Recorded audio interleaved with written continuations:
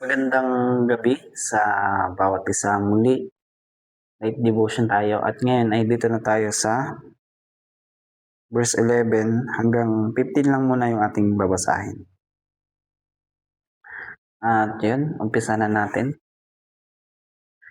Hangal kayong lahat, mga pinuno ng Zoan, kayong matatalinong tagapagpayo ng paraon, pawang walang saysay. Ang inyong ipinapayo, paano ninyo masasabi sa paraon, ako'y mula sa lahi ng mga matatalino at ang mga pinuno ko'y hari noong unang panahon. Nasaan paraon ang inyong mga matatalinong ang iyong mga matatalino? Bakit hindi nila sabihin sa iyo ngayon ang plano ni Yahweh na makapangyarihan sa lahat laban sa Ehipto?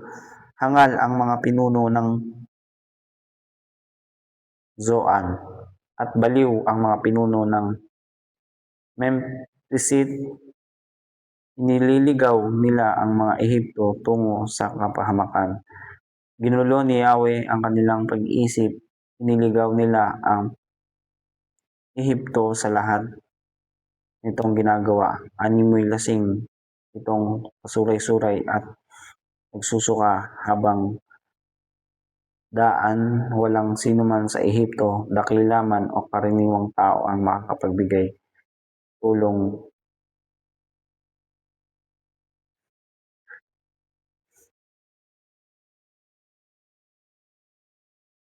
At yun,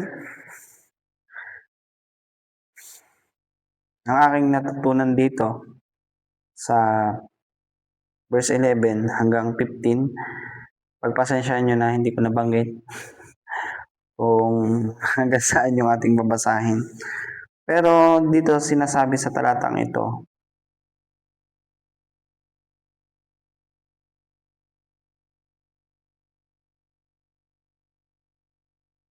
mula verse 11 hanggang 15, ang nakuha kong aral dito at ang aking natutunan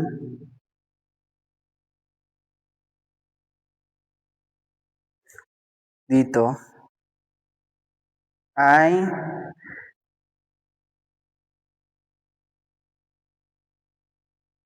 itong verse 11 hanggang 15. Hangal kayong mga pinuno ng Zoan, kayong matatalinong tagapayo ng paraon, awang walang saysay, ang inyong ipinapayo. Paano ninyo masasabi sa paraon ang inyong na ako'y mula sa lahi ng matatalino at ang mga pinuno ko'y hari noong unang panahon? Yun. Sinasabi dito sa verse 11,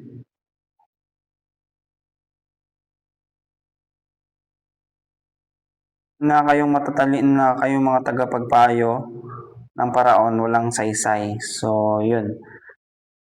Ang talino ng tao, base sa aking pagkakaunawa dito sa verse 11, ay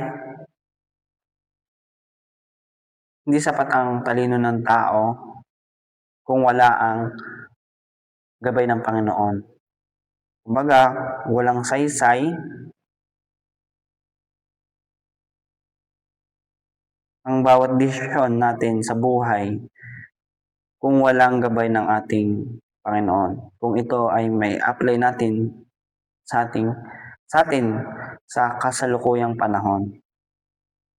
Walang saysay ang talino natin, walang saysay ang plano natin, walang saysay ang bawat desisyon natin sa buhay kung walang gabay ng ating Panginoon. At ipinapakita dito sa verse 11 hanggang 15.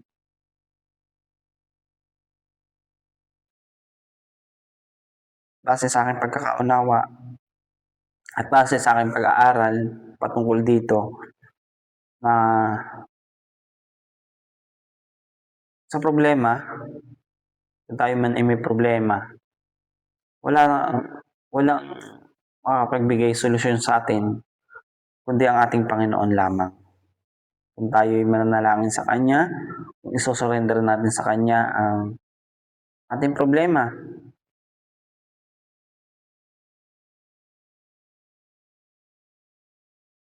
Kung yun ay ating isusurrender sa Kanya, yun ay kaya niyang bigyan ng solusyon.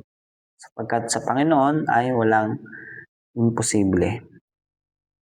At kung hindi naman natin yun isusurrender sa Kanya yung ating problema, kung patuloy lang natin kikimkimin sa atin, ay hindi magiging maganda yun sa atin. Kaya yun, tinuturuan tayo ng verse 11 hanggang 15. Pinapakita ng verse 11, 15 na kung wala ang Panginoon, kung wala ang presensya ng Panginoon, kung tayo ay magiging mapagmataas sa ating sarili, kung tayo ay magtitiwala lamang sa ating sariling kalakasan, sa ating karunungan, sa ating sariling talino, walang saysay. At magbagkos tayo ay magkakanda lito-lito sa ating mga desisyon sa ating buhay. At yun, sana po ay naunawaan nyo po yung aking explanation po dito patungkol sa verse 11 hanggang 15. Bagamat hindi ko man po nabanggit yung mga verses ng verse 11, ng verse 12 hanggang 15, ay nawa po ay naunawaan nyo po. At yun po, siguro po sa mga susunod na buwan or linggo, siguro balikan ko po ito para mas malinaw at mas klaro yung pong explanation po dito. At yun po, mahalaga na may Panginoon sa ating buhay at mahalaga na tayo po ay may pananampalataya sa ating Panginoon. Yun lamang po ang aking maihahabol po sa aking gustong sabihin po sa inyo pong lahat.